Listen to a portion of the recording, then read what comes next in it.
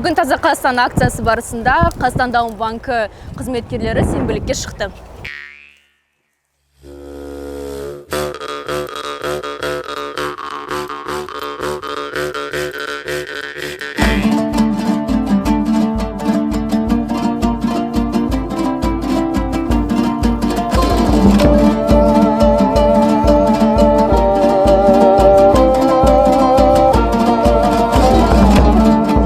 Бүгін Қазақстан Даму банкінің ұжымымен бірге Таза Қазақстан акциясына қатысып жатырмыз.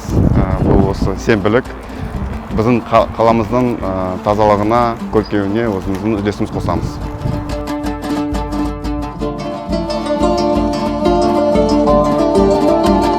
Қазақстан қазір өзіне Таза Қазақстан деген еліміздің бас сондай мақсаттарда қойып жатыр. Еліміздің ата заңында бәрімізді құттықтаймын біріншіден.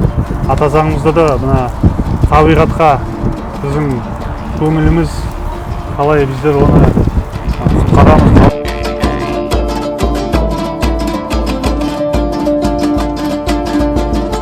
Бүгінгі сенбілік тек қана тазалық шарасы емес, бұл елге, жерге деген жанашырлықтың көрінісі.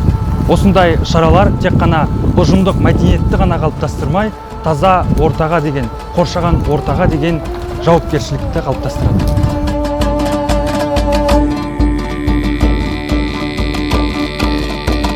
Біз бірнеше жыл қатарынан сенбілікке шығып, Таза Қазақстан бастамасын қолдаймыз.